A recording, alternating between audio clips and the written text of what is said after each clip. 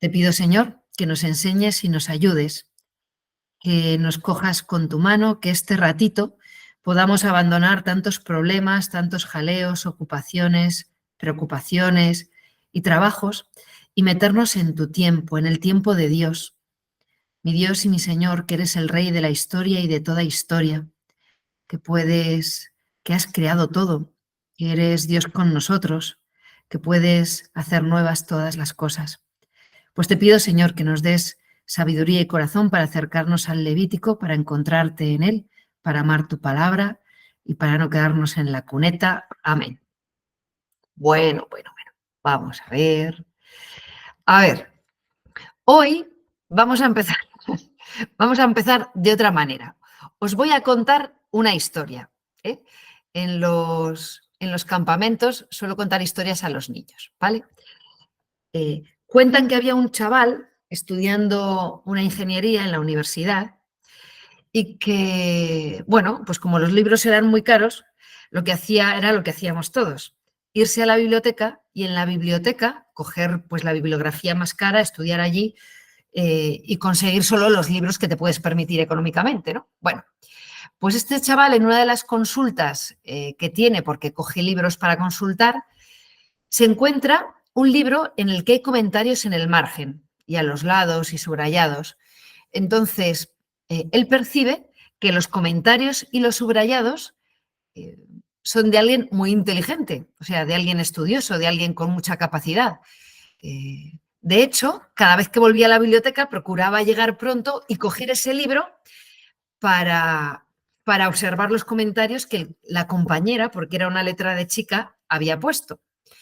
Entonces, después de tiempo y tiempo y tiempo estudiando en la universidad y en la biblioteca y yendo a buscar ese libro, pues va teniendo como el deseo de conocer a esa persona, porque hace unos comentarios muy buenos, porque hace unos comentarios graciosos, porque son inteligentes, porque la letra es muy bonita, porque tiene que ser una chica, porque él cree que es joven por la grafía. Bueno, el caso es que ya llega un momento que dice, yo tengo que buscar a esta mujer. Busca entre los donantes de los libros a la biblioteca y acaba dando con un teléfono. ¿No? El teléfono no le cogían, tal, le dan una dirección y escribe, ¿no? Escribe una carta a esa dirección y contacta con una chica que le dice que sí, que el libro es suyo y que, bueno, pues que está encantada de haberle podido ayudar. Él quiere conocerla porque se ha enamorado, entonces quedan a la antigua usanza, cuando no había móviles. Quedan en la estación, en la parada del tren en la que ella se va a bajar y él la espera y se iban a identificar con lo típico, con un clavel en la solapa. Bien, pues está él allí desde una hora antes, viendo a todo el mundo que llega, imaginándose lo que le va a decir, con el libro, con los comentarios, deseando conocerla, con el corazón como entregado, ¿no? De, yo me caso con esta.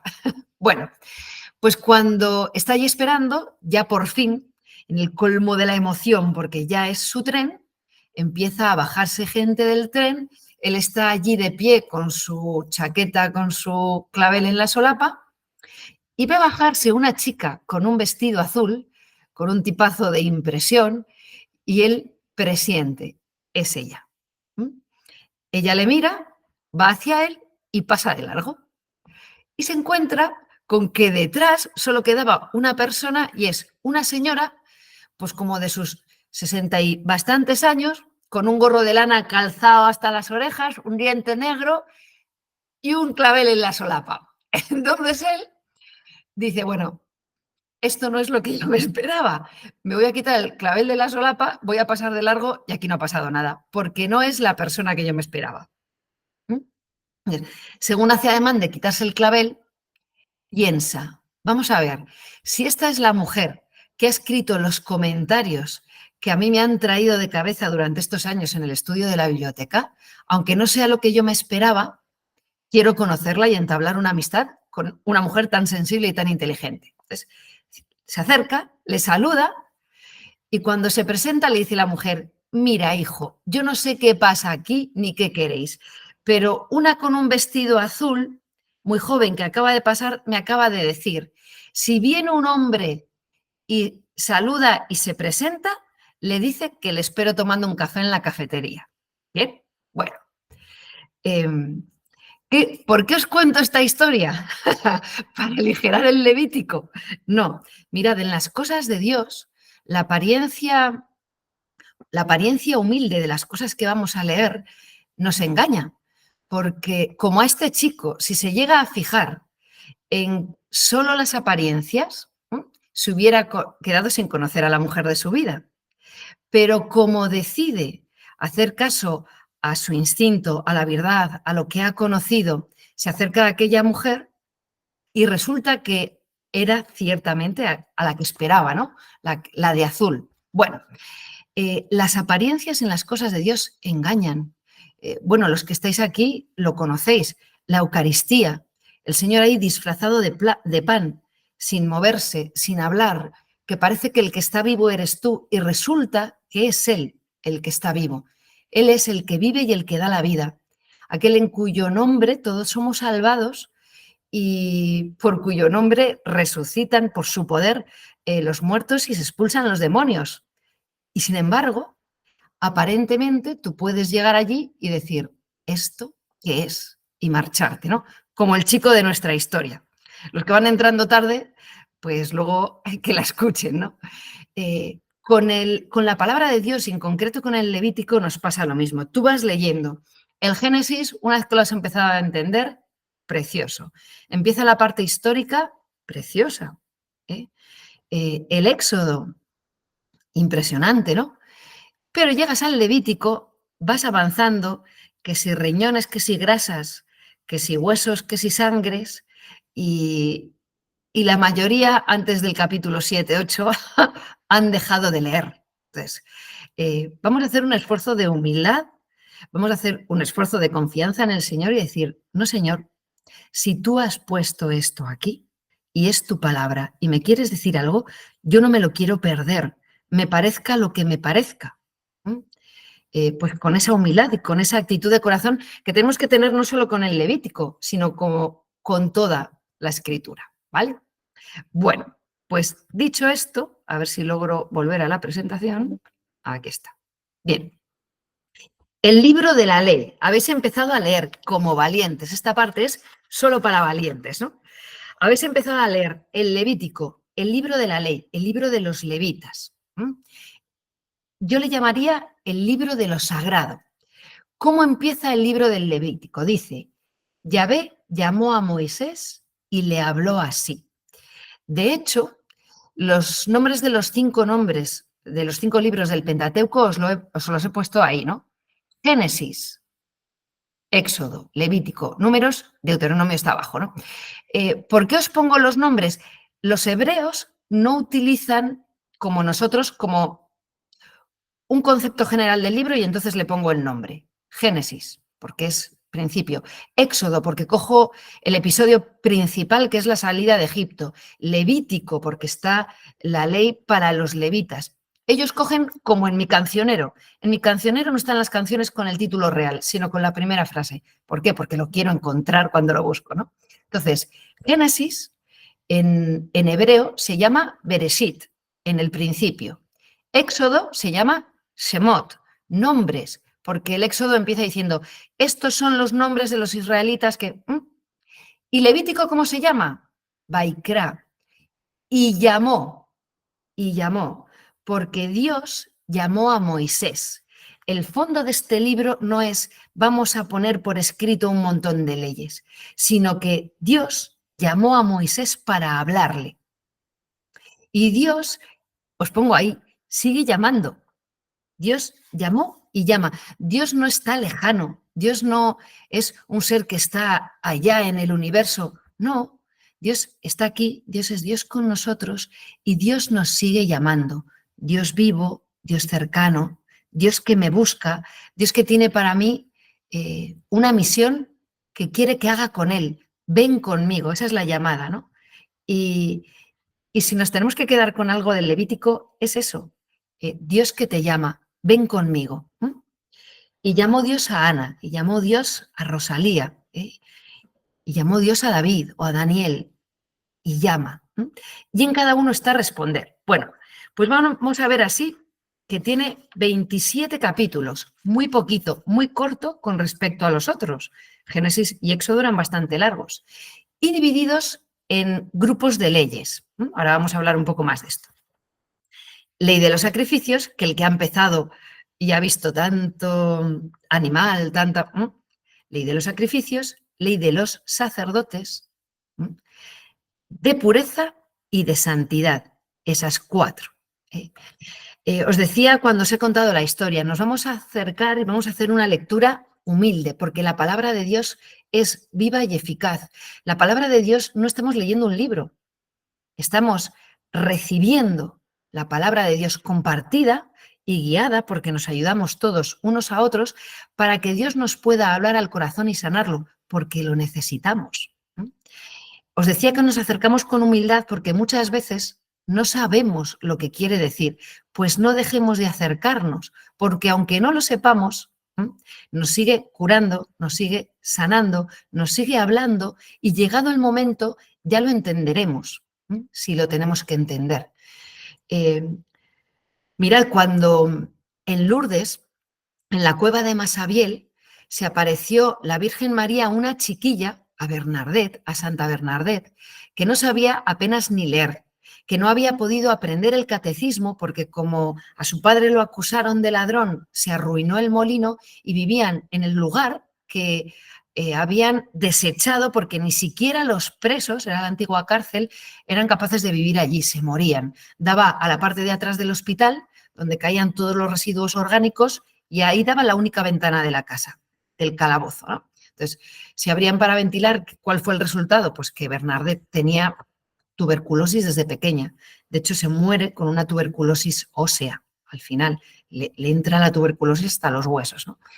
Pues bien, como siempre estaba con fiebre y con asma y nunca podía ir al cole y no podía ir al catecismo, no era capaz de aprenderse quién era el Espíritu Santo ni la Trinidad, y aunque era más mayor que las demás niñas, no había logrado ni hacer la primera comunión.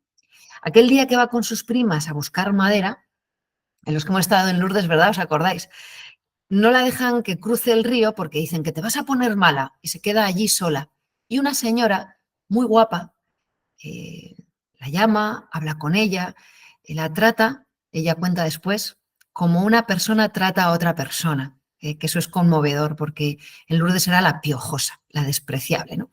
Entonces, ella está allí, ella no dice que es la Virgen, sino la señora guapa, que le trata muy bien, que es amable con ella y que reza el rosario.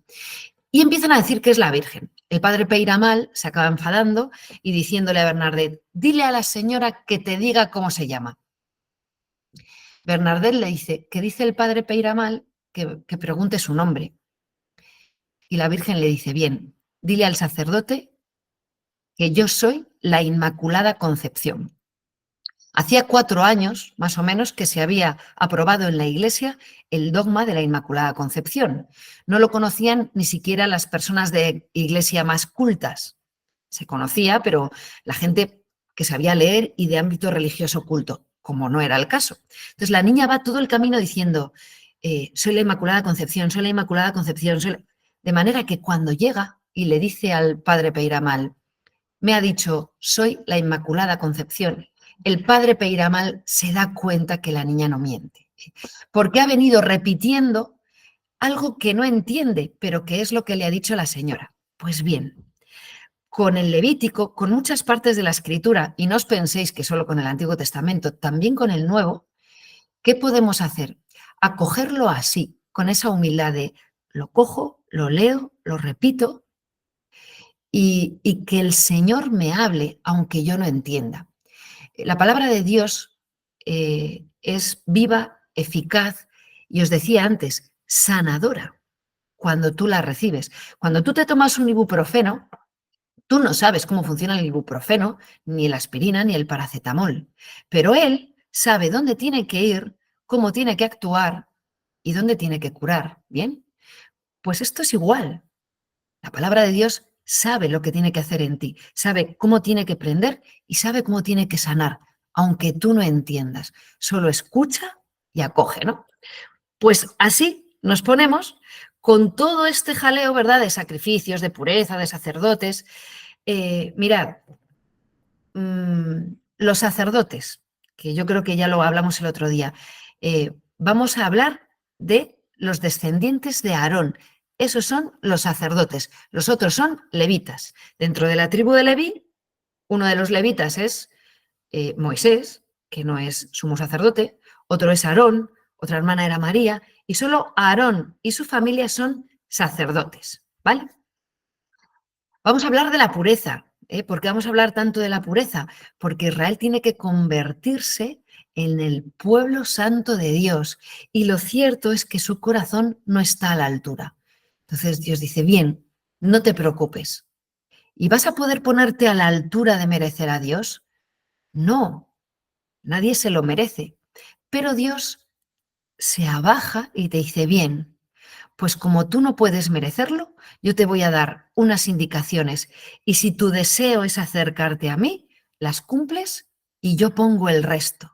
Y esas son las leyes de pureza, que empiezas a leer y dices, qué barbaridad, qué de cosas. Son todo cosas que pueden hacer, cosas muy sencillas como los sacrificios. Y unta el dedo en sangre y hace 7 aspersiones. Es que es tan difícil de hacer. Es fácil. Dios nos pide cosas fáciles y que podamos hacer. Y vamos a hablar de la ley de santidad y de qué es la santidad. Y vais a ver que el tema de la santidad no corresponde solo al ámbito, a la esfera divina, sino que entra en lo social, en lo cultural, en lo temporal, en todo. Un santo es santo cuando sale a la calle, cuando va a bailar, cuando se lava los dientes, cuando trata con los demás, cuando reza. ¿eh? La santidad no es un traje que me quito y que me pongo, ¿eh? Ni la calidad de hijo de Dios, ni de pueblo de Dios, ¿no? Entonces, vamos a hablar de todas estas cosas, ¿vale? Os he destacado ahí la ley y la santidad. ¿Por qué? Cuando aparecen y van a aparecer posteriormente eh, el libro de la ley, y encontró Esdras el libro de la ley, y los judíos cogieron el libro de la ley. ¿Qué es eso? Es todo el Pentateuco, no es solo el Levítico. De hecho, suele hacer más referencia al Deuteronomio. La ley es la palabra recibida por Dios y que ellos aman. La ley no es algo que cumples, sino algo que amas. Porque recibiendo la ley recibes a Dios mismo, como cuando quieres muchísimo, muchísimo a alguien o a tu abuela, y lo que dice tu abuela va a misa, nunca mejor dicho, ¿verdad?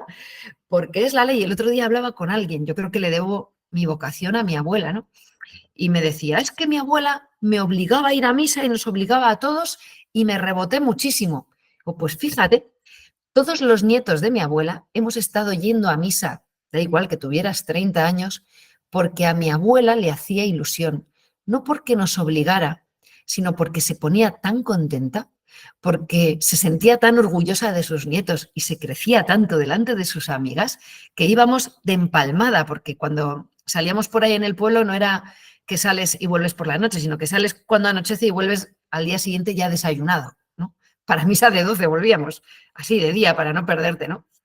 Pues eh, no era que mi abuela nos imponía una ley, sino que el deseo de mi abuela tanto la quiero, que todo lo que es suyo lo amo, y todo lo que dice, estoy deseando que diga algo para hacerlo, ¿no? Entonces, la ley recibida de Dios se vive así, se percibe así, y se ama, ¿eh? Y se ama.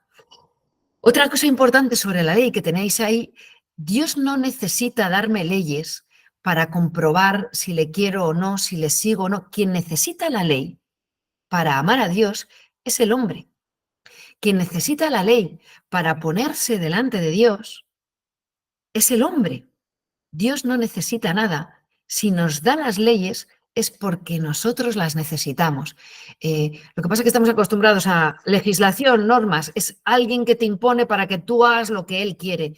No, Dios no te da la ley para que hagas lo que él quiere, sino porque te quiere.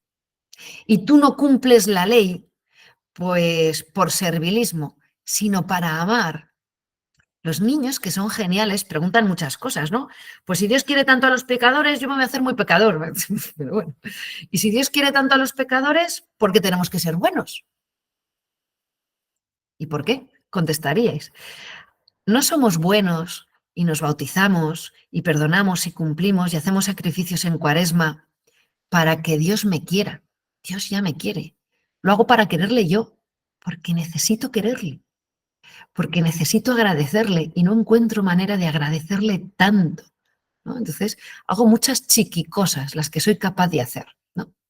Y la ley también se convierte en un camino de retorno para el pueblo de Israel que constantemente le falla a Dios. Te he fallado otra vez, ¿qué hago? Pues haz esto. Y esa es la ley. ¿Sí? Nuestra condición es débil, el justo peca 7 veces al día, pero Dios nos da la ley porque conoce nuestro corazón y sabe que deseamos amarle y que vamos a caer, ¿m? Y que caeremos otra vez y que ¿qué nos va a dar con la ley? Asas, mangos, donde agarrarnos para levantarnos y retornar a Él. Os voy a destripar, además de la historia de antes, ¿no? El núcleo del Levítico no es las leyes, los sacrificios, las normas, las tripas, los animales, es el capítulo central sobre el que pivota, que es justo la mitad del libro, que lo veremos. El día de la expiación, el Yom Kippur, que siguen celebrando los judíos, el día del perdón, el día del perdón. Todo el Levítico tiene su centro y su objetivo en que somos incapaces de ser fieles hasta en lo más pequeño. Te has comprometido, has fallado, ¿y ahora qué? ¿Qué es lo que celebra el libro del Levítico que tanta cosa da? Que Dios te da la oportunidad de volver a empezar. Cada año el judío tiene una fecha en la que sus pecados son perdonados y puede volver a empezar. Es la fiesta por excelencia, la fiestaza. He fallado, el trato que había hecho con Dios, Él ha cumplido y yo no. ¿Qué es lo que me merezco en justicia humana? Ser desechado. ¿Qué ofrece Dios? El día del perdón, el gran día de la expiación. ¿Quieres que te perdone? Sí. Vale, pues si quieres que te perdone y quieres hacer algo para que te perdone, haz esto. Y les da esta fiesta. Entonces, todo el libro del Levítico, el tesoro, la perla escondida del libro del Levítico, es el Yom Kippur, el puedes volver a empezar.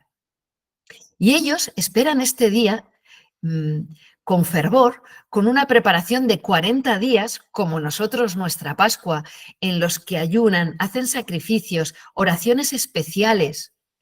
Justo los días antes del Yom Kippur, del gran día del perdón, tienen, para que Dios les pueda perdonar, que ir a pedir perdón a las personas que han ofendido. O sea, es muy bonito, es muy bonito. Pues todo el libro va con respecto a esto. Fijaos que estamos en la nueva alianza, no en la antigua alianza, que tenemos el Yom Kippur en el sacerdote que está sentado en el confesionario en la parroquia, que puedes ir y celebrar un perdón, no como el Yom Kippur, que ahora vamos a ver que es la antigua ley, la ley imperfecta, que por más bichos que mates, los pecados ahí están, ¿no? Sino que por los sacramentos, Cristo mismo escucha tu confesión y Cristo mismo perdona tus pecados a través de la absolución del sacerdote. Que no hace falta esperar a una vez al año, que cuando has roto tu amistad con Dios, gravemente o levemente, puedes ir corriendo y decir, perdóname. Y Dios perdona siempre. Siempre que le pides perdón, siempre Dios perdona. Bueno, pues ahí está la ley, ¿veis qué bonita? Y luego el tema de la santidad. A veces nos imaginamos a los santos como esos antipáticos que te chistan en misa, que van con los ojos vueltos para atrás, mirando para un lado, con el rosario en la mano, y que en vez de Chanel número 5 utilizan incienso para perfumarse. No, señor, los santos son los amigos de Dios, los que le entregan la vida, los que viven según sus criterios, los que se levantan una y otra vez.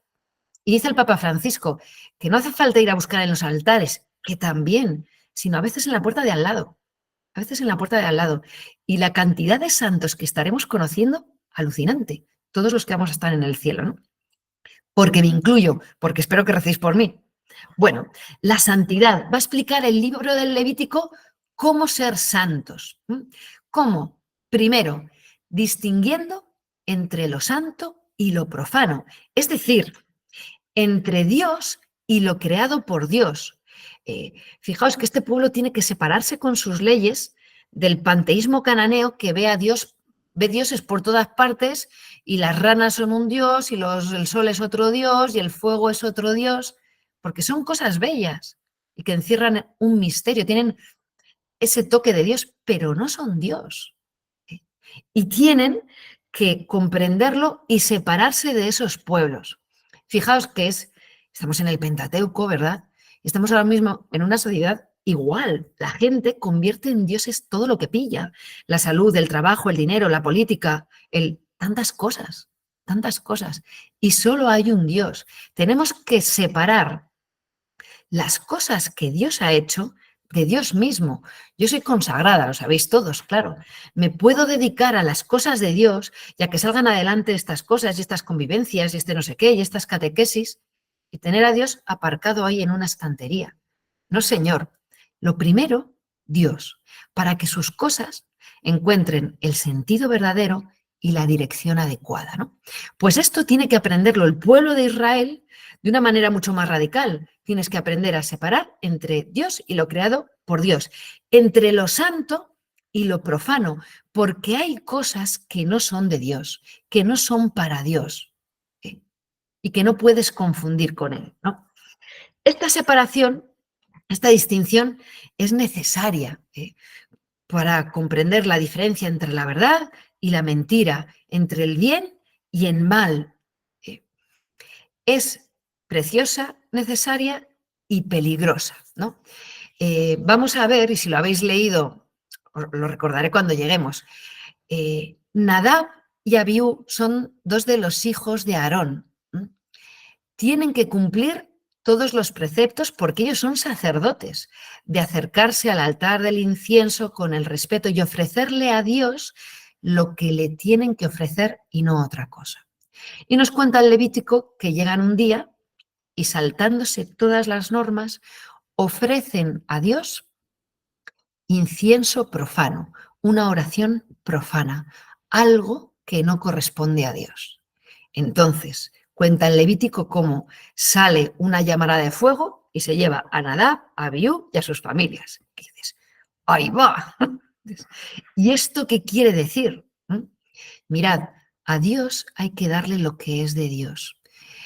Desde el capítulo 22 del Génesis, por ejemplo, cuando Dios le dice a Abraham, entrégame a tu hijo Isaac en sacrificio, desde ese capítulo quedan abolidos los sacrificios humanos para el pueblo de Israel.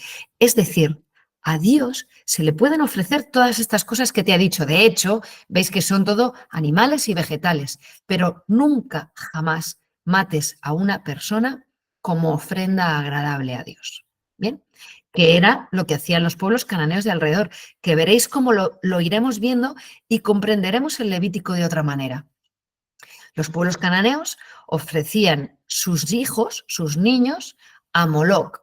Entonces, Moloc era un horno gigante metálico que tenía las manos extendidas, estaba sentado con las manos extendidas. Entonces, lo atizaban, lo ponían al rojo vivo y le ponían al bebé en las manos al rojo vivo y el bebé se achicharraba allí a la vista de todos mientras tocaban los tambores para no oír el llanto del niño.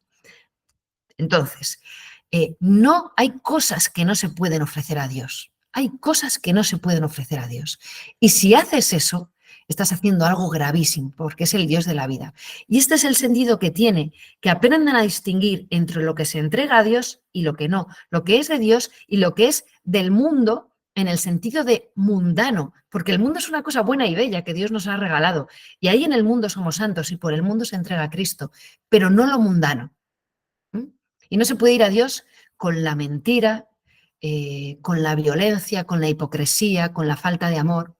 Bien. Y después, todas estas leyes también sirven para disponerse a entrar en relación con Dios, a la intimidad con Él. Los que habéis empezado a leer habéis dicho, ¡hola! Y el dedo lo untas en sangre y luego las tripas las sacas fuera y las cenizas las llevas al lado este del altar y la oración tiene que tener no sé cuánta medida de harina y tal. ¡Qué mogollón de detalles! ¿Es tan importante que haya tantos detalles? Sí. Y léelos. A ver, el Levítico no es un libro que vas a leer para entrar en contemplación, pero no dejes de leerlo. No dejes de leerlo.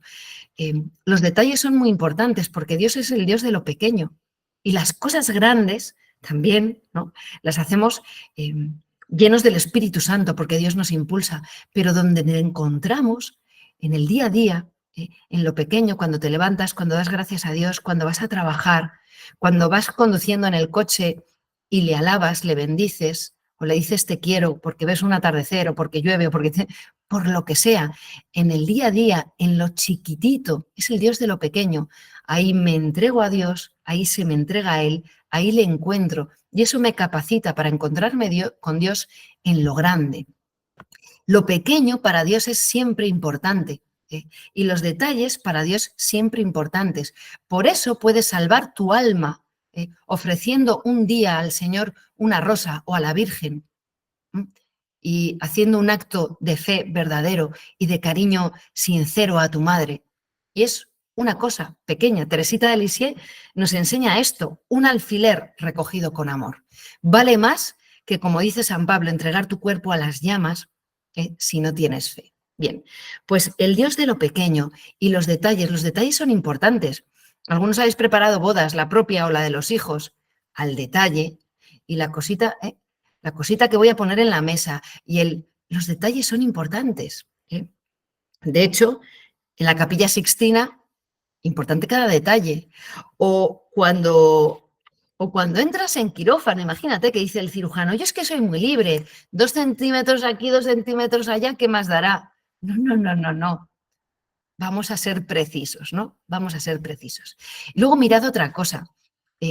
Leyendo el Levítico superamos 2 cosas. Una, la fatiga de leer algo que no entendemos, que nos educa, porque la Sagrada Escritura nos educa a que te acostumbres a que no todo lo entiendes, pero sigues leyendo, sigues caminando. Es importante, como esa fortaleza. Y la otra se me ha olvidado, ya os lo digo cuando me acuerde. Bueno, personajes claves.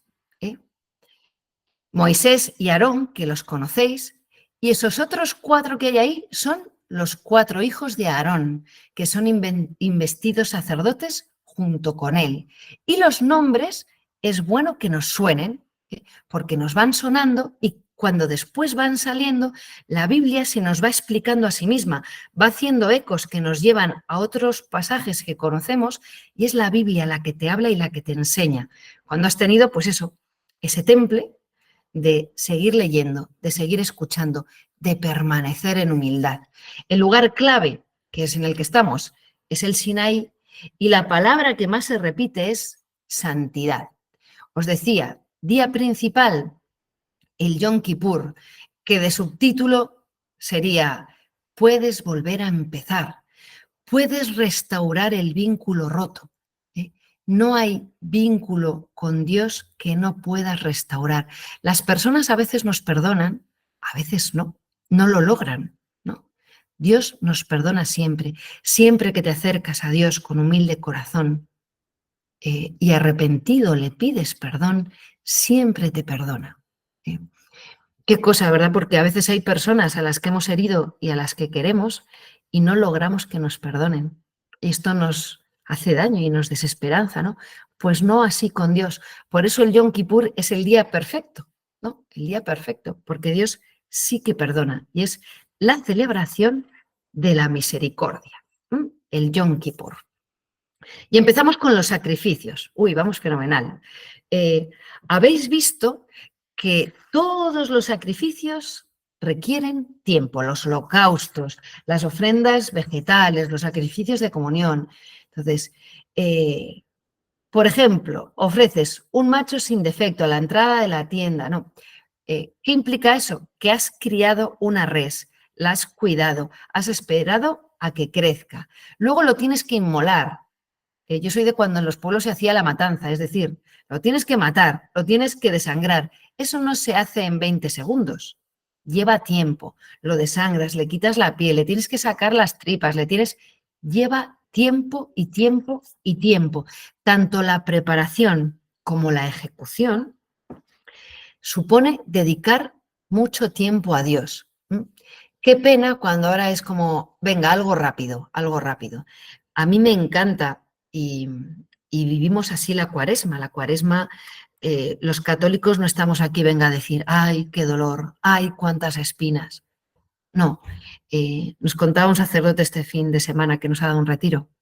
La cuaresma es el monte del gozo. Los que habéis ido peregrinando a Santiago, cuando llegas al monte del gozo, ves Santiago de Compostela y dices, ya he llegado. Te queda 1 hora, 5 kilómetros. Pero ya, si tienes ampollas, vas caminando con las ampollas. Si no tienes agua, da igual.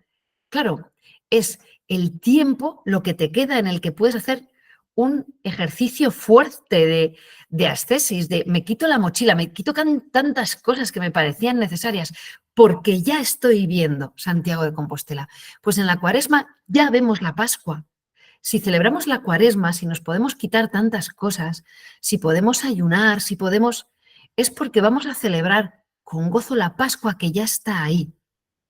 Los cristianos lo que celebramos es la resurrección, ¿no? Así vivimos la cuaresma, ¿no? Y me da mucha alegría, en Corella tenemos un párroco que todo lo que se canta, se puede cantar, se canta. Todo lo que puede leerse, se lee. Y todo se cuida y todo lo hacemos. Y él suele decir, el que venga con prisa, que se vaya, porque no vamos a mirar al reloj. Y se nos pasa volando. Y cada vez vamos más. Porque ¿cuál de tu tiempo no es un regalo de Dios? Y dedicamos tiempo a muchas cosas y está muy bien y lo tenemos que dedicar, pero todo nuestro tiempo es de Dios. Y tú cuando tienes tiempo libre, todo mi tiempo es libre, decía San Juan Pablo II, no temáis dedicarle tiempo a Dios. Y yo os digo muchas veces, pasad tiempo inclinado sobre la Biblia, sobre su palabra. Coged un café, la Biblia, un cuaderno, un boli o un flexo y a pasar tiempo con el Señor, ¿no? Otra cosa que habéis visto, todas las víctimas, lo que os decía, o animales o vegetales, no humanos, y nos vamos a encontrar algún lugar de la Sagrada Escritura en el que algún valiente, un juez, Jefté, se le ocurre ofrecer un sacrificio humano. Y ya veréis lo que pasa, si permanecéis. Próximos capítulos. Y los sacrificios que ya empiezan a distinguir al pueblo de los demás pueblos que siguen ofreciendo sacrificios humanos y prostitución y no sé qué, se va distinguiendo. Vamos a ver que son distintos según el motivo por el que tú haces el sacrificio o la persona. Y ojo a los sacerdotes, porque los sacerdotes, los importantes y los levitas, resulta que tienen ofrendas súper grandes. Un novillo cebado en reparación del pecado del sumo sacerdote y un novillo cebado en reparación del pecado de toda la asamblea. Y dices, anda, ¿es que vale más el pecado del sacerdote que el de los demás? Pues sí. Y está hablando el Levítico, y deberíamos leer todos los cristianos y todos los consagrados y todos los sacerdotes, de la gravedad del pecado del sacerdote. Os lo he comentado muchas veces y cuando tenemos los grupos así en directo es más fácil, ¿no? Cada vez que dices que eres católico, depende en qué ambiente, dicen, los curas, todos unos pederastas, porque los curas, porque las pederastias, tal, y nos echan toda esa basura encima, ¿no? Porque menos de un 0,12% de los sacerdotes son pederastas, porque la pederastia está más extendida en el ámbito familiar, que eso es durísimo, o en el ámbito educativo y del deporte, ¿no? Entonces, ¿por qué se ceba todo el mundo con los sacerdotes? Pues tienen razón, entre comillas, y es verdad que es injusto catalogar a todos por lo que hace uno, pero es que tendrían que ser cero, porque mal está que un educador, un profesor o un tío abuelo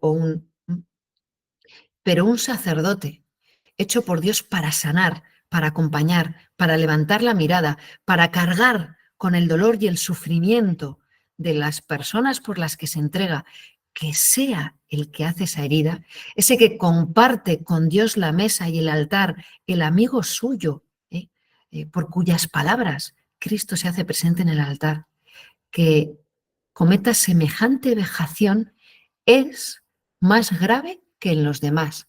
Sí, y esa intuición subyace en el corazón y es verdad, y es verdad. Por eso la Iglesia santa y humilde, ninguna otra organización, ayuntamiento, ni no sé qué, ha pedido perdón, porque claro, el alcalde dice, yo qué culpa tengo de que otro lo haya hecho, o el director de este colegio de que lo haya hecho el profesor. ¿Por qué pide perdón? La Iglesia hace algo precioso cuando pide perdón por estos asuntos, porque lo que hace cuando pide perdón es decir al mundo, que no ha sido Dios el que ha hecho esto, he sido yo. No le culpes a él, que he sido yo, ¿no? Pero, lo que os digo, ¿es más grave su pecado? Sí, porque ha recibido más y se le pedirá más. Ha recibido más y se le pedirá más. Por eso, la ofrenda por el pecado del sumo sacerdote se equipara a la ofrenda por el pecado del resto de la asamblea, porque es más grave. Dice Santa Teresa de Jesús, a la cual admiro y quiero muchísimo, hay de la que desobedece, peca, pero hay de la superiora que bajo capa de obediencia hace pecar a una de sus monjas. No hay un infierno profundo suficiente para esa, porque tiene más responsabilidad y tiene más pecado el que tiene más responsabilidad. Bien, entonces, esto os habrá hecho entender cosas de las que vais leyendo de sacrificio por el... Y se ofrece primero uno por el sumo sacerdote y ofrece sus pecados y le impone las manos. Este es el sentido que tiene. Yo os voy a dar puntadas y parámetros para que luego cuando lo leáis, que ya os digo que no es un libro para entrar en meditación y contemplación, pero cuando lo leamos nos salten estas cosas, ¿no? Y las entendamos. Y luego vais a ver que hay 4 tipos, que son los 4 primeros capítulos, pero que luego se vuelven a repetir, porque se repiten desde el punto de vista del trabajo que tiene que hacer el sacerdote. ¿Cuáles son los 4 tipos de sacrificio?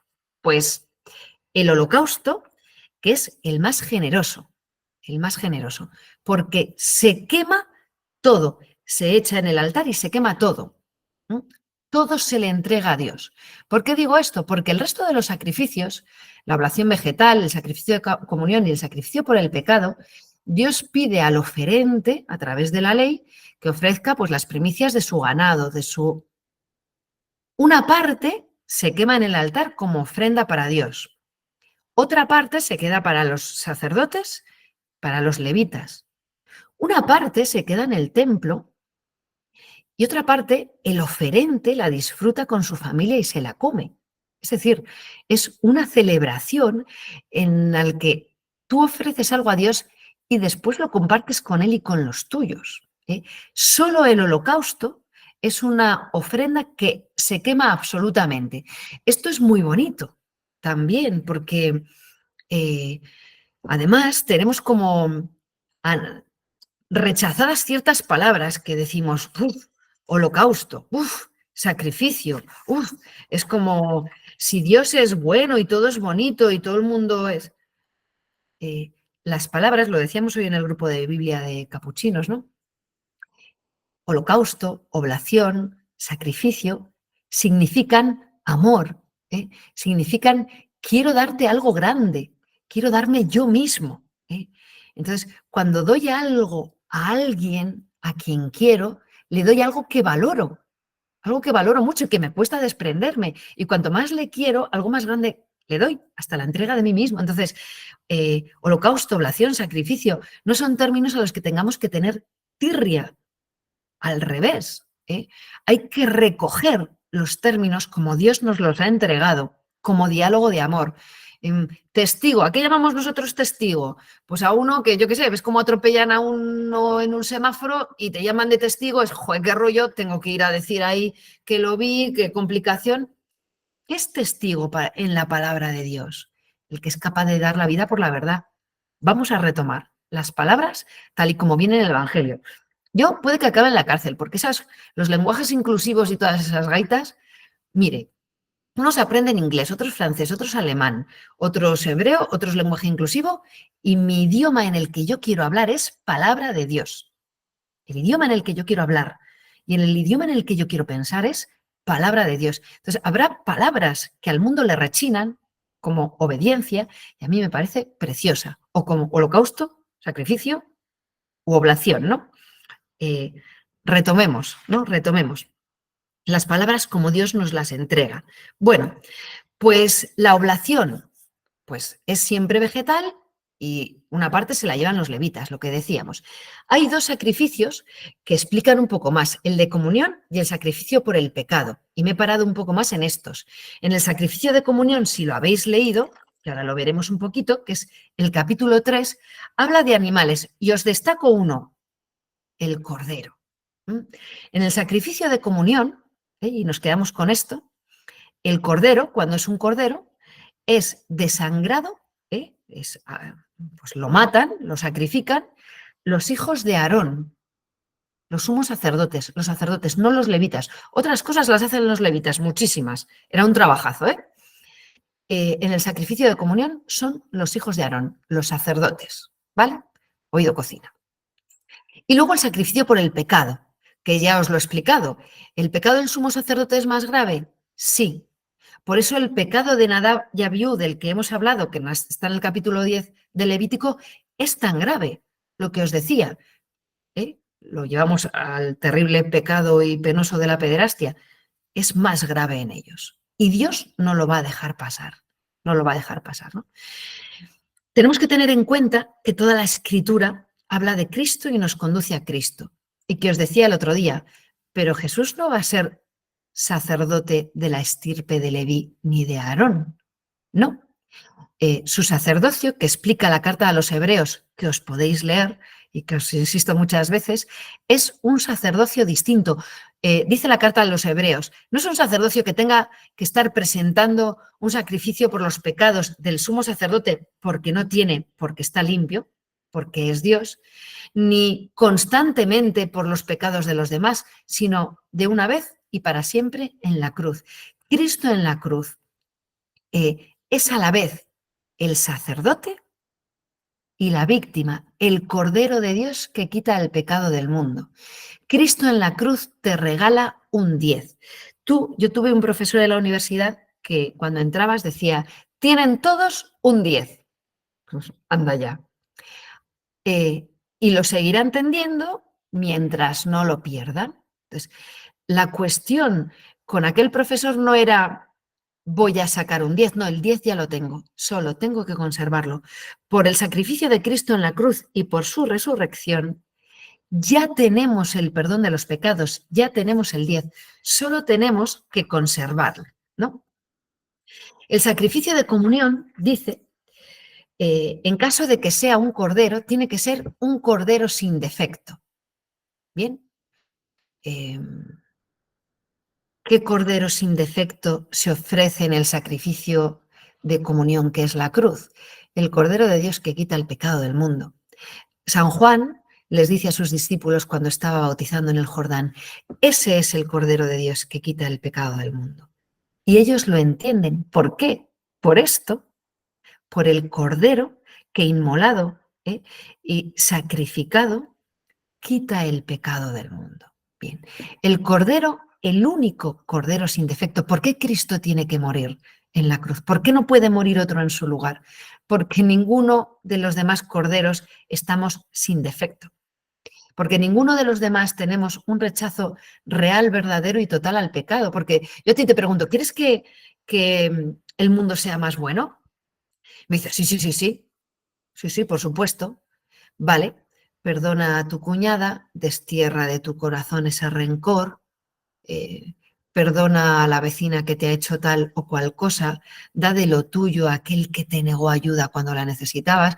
Y entonces a lo mejor dices, bueno, pues a lo mejor no quiero que desaparezca el mal del mundo así del todo de repente. Vamos poco a poco, ¿no? Somos así, porque queremos el bien, pero nuestros ataques de ira, de tristeza, nuestro mal humor, nuestro querer ser importante, nuestro querer que quede fatal mi enemigo, aunque yo no haga nada, pero que quede fatal, ahí lo tenemos. y no somos capaces de quitarlo del todo, ¿verdad? No hay ningún cordero sin mancha entre nosotros, solo uno. Y ese fue sacerdote, oferente y ofrecido a la vez. A este cordero se le imponen las manos para, de manera simbólica, transmitirle los pecados, ¿no? ¿Con qué carga Jesús en Getsemaní, llorando sangre? Con nuestros pecados. Y con la sangre de este cordero queda de manera simbólica en la antigua alianza efectuado el perdón de los pecados, y lo alucinante, de manera real, no simbólica, sino verdadera, símbolo que efectúa lo que está significando, quedan perdonados nuestros pecados, quedan perdonados, ya no están, ya no cuentan. Bien, tú dices, pero si yo me acuerdo, y está bien, y no te olvides, para que no vuelvas a tropezar de la misma piedra, que te volverás a tropezar, pero queda efectuado, ha sido abierta la puerta del cielo para nosotros, ¿bien? Entonces, en la última cena, el Cordero de Dios que quita el pecado del mundo ofrece su sangre, no la de corderos, cabritos, novillos, su sangre, esa de los animales era la de la antigua alianza. La de la nueva alianza de una vez para siempre es aquel primer jueves santo, la que Cristo ofrece y que será la de la cruz. Y que restablece, por eso es un sacrificio de comunión que dices, ahí va, lo que está haciendo Jesús en la última cena y que es la cruz después, es un sacrificio de comunión, de restaurar el vínculo entre los hombres y Dios, roto e incapaces los hombres de restaurarlo porque no hay nadie, no hay ningún hombre suficientemente leal, puro y verdadero, hasta que vino Jesús, ¿no? Y sacrificio de comunión no solo con Dios, sino con los demás. Dirá Jesús en la oración sacerdotal en San Juan, Padre, que todos sean uno como tú y yo somos uno. El sacrificio de comunión restaura el vínculo con Dios, con los demás, y al restaurarse el vínculo con Dios y con los demás, restaura uno el vínculo consigo mismo. Es impresionante ver en los relatos de la Pasión cómo insiste constantemente en que son Anás y Caifás los que están detrás, los que buscan testigos falsos, los que montan el juicio, los que lo llevan donde Pilato, donde se aseguran que Pilato, han hablado con Anás y Caifás, los responsables de la sangre de Cristo, del derramamiento de la sangre de Cristo, son los hijos de Aarón, porque es un sacrificio de comunión. Es claro, por eso Juan, que ha entendido todo esto, el Evangelio de San Juan es impresionantemente profundo, constantemente lo lleva Anás y Caifás, y profetizó Caifás porque era sumo sacerdote, aunque no sabía lo que decía. Están realizando el sacrificio de comunión en la pasión más grande de toda la historia y no lo saben, y no lo saben. Es impresionante. Bueno, eso en el sacrificio de comunión. El sacrificio por el pecado, pues ya hemos hablado de ello, ¿no? Destaca, por un lado, el de el sumo sacerdote. Pues claro, el que tendría que ser más limpio, su pequeña falta, lo que en ti es pequeño, en él es grande. Pues claro que sí, y está bien así, y que lo tengamos en cuenta. La asamblea, un jefe, y en el capítulo 5 habla de casos particulares. Yo os he sacado alguno, ¿no? Esos casos en los que los hombres, dice, cuando alguien pronuncia, en el versículo 4, con los labios a la ligera un juramento de hacer algo para bien o para mal, en esos casos dicen que el hombre suele jurar a la ligera, esos casos en los que uno se compromete a hacer algo a la ligera y luego no lo hace. Y me venía al corazón, ¿no? Cuando dices a alguien, rezo por ti es una cosa muy importante. Y si no lo vas a hacer, no digas rezo por ti, cállate. Y si lo dices, hazlo, porque no es una broma, no es una forma de hablar que tenemos los cristianos, que en vez de decir hasta luego decimos, bueno, pues rezo por ti. Si te comprometes a rezar por alguien, reza, ponlo delante de Dios y te has comprometido delante de Dios a hacer algo grave e importante. No seas ligero en tus compromisos con respecto a Dios y los demás, ¿no? Entonces, ahora cuando digáis rezo por ti, aparecerá mi voz ahí diciendo, pues lo haces, ¿no? Los hombres que juran a la ligera, dice Santiago, y sobre todo, hermanos míos, no juréis ni por el cielo ni por la tierra, ni hagáis otro tipo de juramento, que vuestro sí sea sí y vuestro no, no, para que no caigáis bajo condena. Tú lees eso de Santiago y dices, ¿pero qué está diciendo? Pues cuando te lees el Levítico lo entiendes, que cuando uno se compromete a hacer algo delante de Dios, no lo tiene que hacer a la ligera. Es más, la nueva alianza da un paso más allá. No hace falta que jures nada, no jures. No tiene que hacer falta. Cuando uno tiene que jurar mucho es porque es que no es fiable tu sí o tu no. Que tu sí sea un sí, aunque salgas perdiendo, y tu no un no. El pueblo de Israel, veréis que va a haber capítulos muy bonitos, son pueblo de palabra y cuando se comprometen a algo, lo hacen. Tenemos que ser personas de palabra, fiables e íntegros. Que tu sí sea un sí y tu no un no. Que la roca sobre la que eh, construyes incluso tu lenguaje sea Cristo y seas verdadero, ¿no? Bueno, y el otro que os quería coger es cuando uno, del capítulo 5 también, sacrificio de reparación. Cuando uno defrauda a Dios o a los demás, está obligado a restituir, es decir, devolverle lo que le ha quitado, defraudado o robado y pagar un quinto de lo robado, es proporcional, como multa. Restitución. El fraude a Dios y a los demás exige desde el Antiguo Testamento restitución. A día de hoy, hacemos examen de conciencia con los mandamientos, ¿verdad? Pues bien, el robo y la difamación, cuando tú te vas a confesar, para poder recibir la absolución, necesitan que haya restitución. Si te he robado el bocadillo de bacon con queso, que es el mejor bocadillo del mundo, y me lo he comido, pues ese no te lo puedo dar, te daré otro. Pero si te he robado el coche, yo no puedo ir y confesarme de haberte robado el coche y no devolvértelo. Si soy dueño de una empresa y estoy quedándome con el dinero de mis empleados, no me puedo confesar y recibir la absolución si no les devuelvo lo que les robo o lo que en justicia les pertenece y me estoy quedando. Bien, es como de lógica. Si robas, lo propio es que devuelvas lo robado para que tu arrepentimiento sea verdadero y recibas el perdón. Pero en el caso de la difamación es lo mismo, porque estás robando a otro su fama. Cuando has hablado mal de alguien, cuando le has quitado la fama, cuando has criticado a alguien y dicho cosas sobre él, para recibir el perdón, tienes que ir a esa persona. A lo mejor a esa persona no le has hecho nada, no se refiere a eso, sino que si tú las calumnias son una cosa muy grave. Tú has calumniado a alguien antes de, a ver, una cosa es que digas, ay, mi vecina, cómo ha engordado. Eso es una cosa. Cuando la materia es grave, cuando has calumniado a alguien, para recibir el perdón de tu pecado, tienes que ir y a la persona que le has dicho, mira, esta hizo aquello o lo de más allá o engañó a su marido con no sé qué, tienes que ir y decirle, oye, ¿te acuerdas lo que te dije de Menganita? Pues voy de oídas, no estoy nada segura, o lo he exagerado o es mentira. Bien, el robo y la difamación necesitan restitución desde el Antiguo Testamento, ¿no?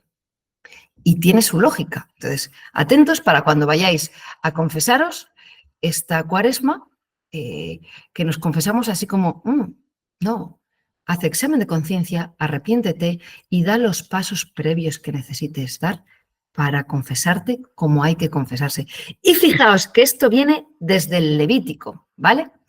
Ese es Zaqueo. También nos ayuda el Levítico a comprender aquel pasaje que cuenta Lucas 19 de Zaqueo, ¿no?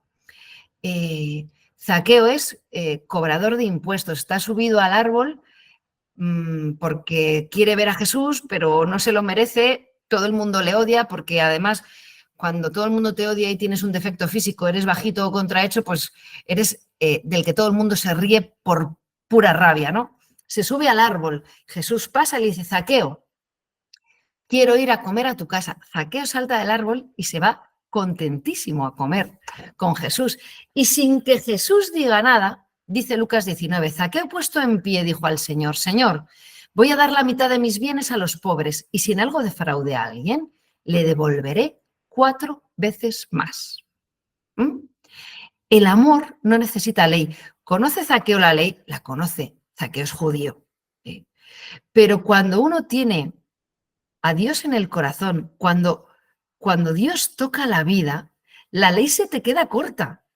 ¿Te parece poco? Es decir, no solo voy a devolver a los que he robado y les voy a pagar 1/5 de multa, sino que puesto en pie dijo al Señor, voy a dar la mitad de mis bienes a los pobres, punto 1, y si en el hago de fraude a alguien, le devolveré 4 veces más. Es decir, una burrada. En vez de lo robado y 1/5, 4 veces más. El amor no necesita ley, la cumple de sobra.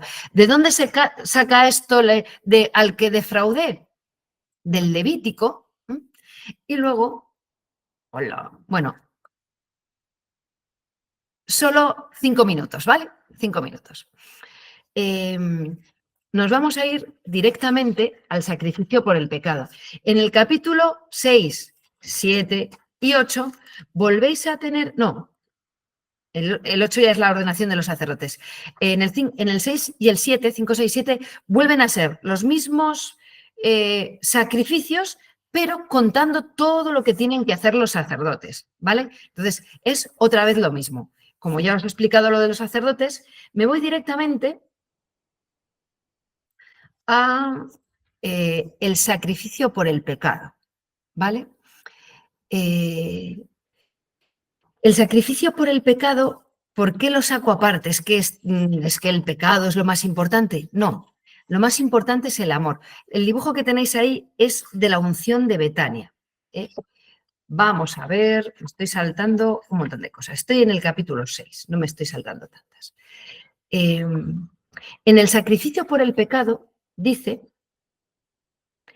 en el capítulo 6, versículo 20, uno ofrece sacrificio por el pecado porque el corazón lo pide, porque cuando te he hecho daño necesito pedirte perdón, necesito que me perdones, necesito que me des un abrazo, necesito restaurar, que me digas que sí. Bueno, en el sacrificio por el pecado será la comida en un lugar santo, etcétera. Versículo 20. Todo cuanto entre en contacto con la sangre que salpica los vestidos, la lavarás en un lugar santo. La vasija de barro que haya sido cocida y haya tocado lo santo, se fregará, se lavará con agua, pero si es de barro, se romperá. ¿Por qué os saco esto? Bueno, Marcos 14:3. Todos conocemos ese pasaje en el que una mujer pecadora entra a casa de Simón, el leproso, que estaba Jesús comiendo allí, lleva un frasco de perfume muy caro de nardo puro, quebró el frasco y lo derramó sobre la cabeza de Jesús. Y tú dices, cuando lees el Evangelio de Marcos, ¿qué pasa? ¿Que llevaba prisa y lo rompe para que caiga todo a la vez? No, vete al Levítico. Esa mujer que entra en casa de Simón el leproso está pidiendo perdón por su pecado de la manera que solo se puede pedir perdón a Dios. Y rompe la vasija en la que lleva el nardo, porque al contacto con lo sagrado, con el altar, que es Cristo mismo, queda santificada. Y ella, que conoce la ley, rompe aquella vasija. Dices, qué fuerte. Lo que estamos leyendo en el Evangelio de Marcos es el sacrificio por el pecado que propone el Levítico en el capítulo 6. Y por eso esa vasija es rota. Y esta mujer está tratando a Jesús como Dios y está pidiendo perdón. Fijaos, otro día hablaremos más de esto. El perdón es mucho más que el olvido, es mucho mejor, es mucho mayor, es mi amor está por encima de esto, de modo que aunque me acuerde lo que me has hecho y nos hemos perdonado y ese abrazo que nos hemos dado y esa sonrisa cómplice que te hace ver que volvemos a ser amigos, es mucho mayor y mucho mejor que la situación de la que partíamos cuando yo no te había herido, ¿no?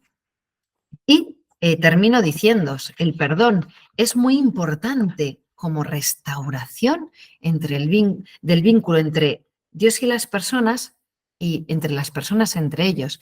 Eti Gilesum, que no la conoceréis, es una judía díscola, porque de judía tenía lo que, vamos, es terrible, es una mujer, es filósofa y está en la época del holocausto nazi, ¿no? Entonces es una mujer muy, muy, muy liberal para la época aquella. Vamos, se acuesta con el casero, con los profesores, es una perdida, ¿no?